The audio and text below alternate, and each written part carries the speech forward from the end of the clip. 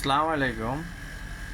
বর্তমানে বাংলাদেশের নিউজে দেখতেছি যে বাংলাদেশে যেগুলো ভিসার দালাল ভিসা সিন্ডিকেট করে এবং কি বাংলাদেশের একটা কর্মী যে কোনো দেশে যাইতে 5 লাখ 7 লাখ 10 লাখ টাকা খরচ হয়, এদের বিরুদ্ধে নাকি পদক্ষেপ নিচ্ছে।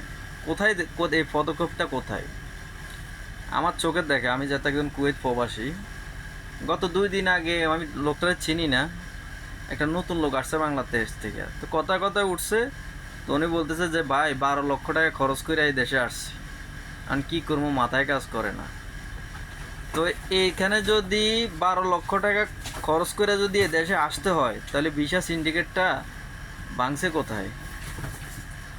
আমাদের বাংলাদেশে বিশেষ করে এই যে ছোট ছোট যে ভিসা ব্যবসায়ীগুলো আছে না, যেমন চাচতো ভাই মামতো বাইরে দেয়, খালাতো ভাই ফুফাতো বাইরে দেয়, বা বাড়ির পাশের লোকের ভিসা দেয়। মনে করেন এখানে একটা ভিসাতে কত খরচ হয় এটা আমরা ভালো করে জানি, এত খরচ হয় না। এই যে একটা লোকের যে 12 লাখ টাকা ভিসা দিয়ে আনতেছেন, এর 4 ভাগের 1 ভাগ খরচ হয়। তাহলে এত টাকা কেন নিতেছ রে ভাই? অন্য অন্য দেশের একটা লোক আসলে এরা শুনলে হাসে, কই আমরা তো এত টাকা থাকলে আমরা দেশেই থাকতাম, বিদেশ আসতাম। তো বাংলাদেশে বর্তমান প্রশাসন, তাদের কাছে অনুরোধ রইল, আমরা প্রবাসী হিসাবে, যে ছোট ছোট যেসব বিশার ব্যবসায়ীগুলো আছে এবং কি বড় যেসব বিশার ব্যবসায়ীগুলো আছে, যারা এই বিশার ব্যবসা করে, যে মানুষের গলা কাটে, এগুলা কিছু কিছু ধইরা জেলে ঢুকাই দেন, আর নাহলে 2-1টার ফাঁসি দিয়ে দেন, তাহলে বাকিগুলো ঠিক হইব।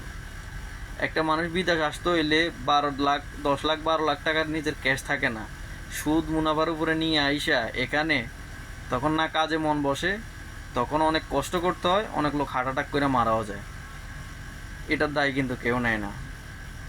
তো বাংলাদেশে বিশেষ করে যেগুলো ছোট ছোট ভিসার ব্যবসায়ী, মনে করেন আমার বাড়ির পাশে একজন আমার ভিসা দিছে, এখানে ভিসার দাম হিসাবে খরচ পড়ে 3 থেকে 4 লাখ টাকা, কিন্তু আমার থেকে নিচে 10 থেকে 12 লাখ টাকা।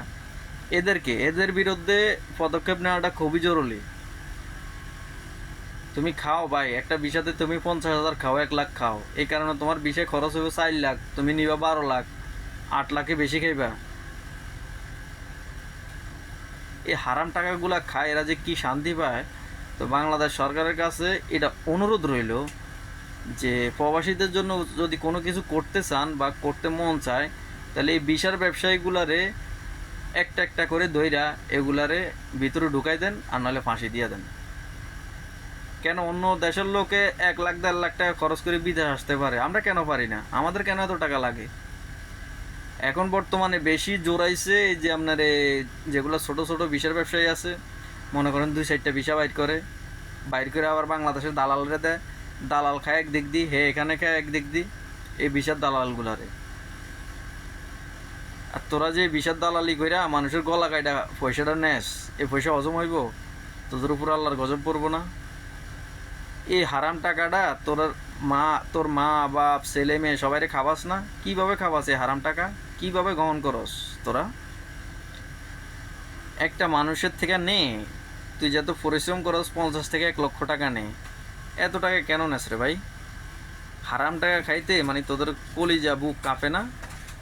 হ্যাঁ, তবে হ্যাঁ, এটার বিচার আল্লাহ তোদের করবে। যেগুলো বিচার ব্যবসায়ী আছে, মানুষের কান্না হাহাকার, এটা কেউ না দেখলে উপর আল্লাহ দেখে, আল্লাহ ঠিকই বিচার করবে। আর অনুরোধ রইল, যে বাইরা বর্তমানে বিদেশে আসবেন, প্রবাসে আসবেন, ভালো করে খোঁজ নিয়ে আসবেন। আপনার বেতন কত, ডিউটি কয় ঘন্টা, আপনার কাজ কি। আর আপনার বেতন যদি 90 টাকা হয়, আপনি 12 লাখ টাকা খরচ করে আসবেন, আপনি 5 বছরও এই টাকা মানে কামাইতে পারবেন না, একমাত্র চুরি করা ছাড়া। তখন একটা মানুষ বিভিন্ন টেনশনে সে অবৈধ কাজের সাথে লিপ্ত হয়ে যায়, এবং কি সে খারাপ কাজও করে। অনেক মানুষ আবার টাকা না ইনকাম করতে পারি, ঋণ না পরিশোধ করতে পারলে স্ট্রোক করেও মারা যায়। আর বর্তমানে আজ থেকে 5 বছর আগে প্রবাসের যে অবস্থা ছিল, বর্তমানে এরকম নাই। বর্তমান প্রবাসের আইন অনেক কড়া। আপনি যে জায়গার বিষয় ওই জায়গায় কাজ করতে হবে। আপনি বাইরে যাই যদি কাজ করেন, পুলিশে ধরলে আপনারা দেশে পাঠিয়ে দিবে, কোনো কথা চলবে না। অতএব আপনার যে বেতন, ওই বেতনে আপনি থাকতে হবে। বাইরে যাই যে ইনকাম করবেন, ওই চিন্তা পরে, ওইটা ভুলে যান। তো সবাইরে অনুরোধ রইল যে যারে প্রবাসে আসবেন বর্তমান নতুন কইরা সব কিছু যাই না শুই না তারপরে আসবেন। ঠিক বলে না রে মালিয়ালি? इसका सर बोल रहे थे মালিয়ালি അടിച്ച ইদো মালিয়ালি। हाँ टिकटॉक बना তো এটা হলো সবচেয়ে বড় কথা, সবাই যায় না যাচাই কইরা তারপরে আসবেন। আপনি 12 লাখ টাকা 10 লাখ টাকা ইনভেস্ট করে আসবেন, কিন্তু আপনার বেতন হবে 90 থেকে 100 দিনার বা 90 বা সৌদি গেলে বা 1000 রিয়াল। আপনি কত বছর এই টাকা ইনকাম করবেন? চুরি করা ছাড়া তো উপায় নেই। তখন একটা বাংলাদেশের কর্মী অবৈধ কাজে লিপ্ত হয়ে যায়, খারাপ কাজে লিপ্ত হয়ে যায়। তো বাংলাদেশে ছোটোখাটো বিশেষ ব্যবসায়ী যারা আছে এই ডাকাতি করে তাদেরকে ধইরা আইনের আওতা আনা দরকার, এবং কি যারা প্রবাসে আসবেন তারাও একটু জানা শুনে আসবেন।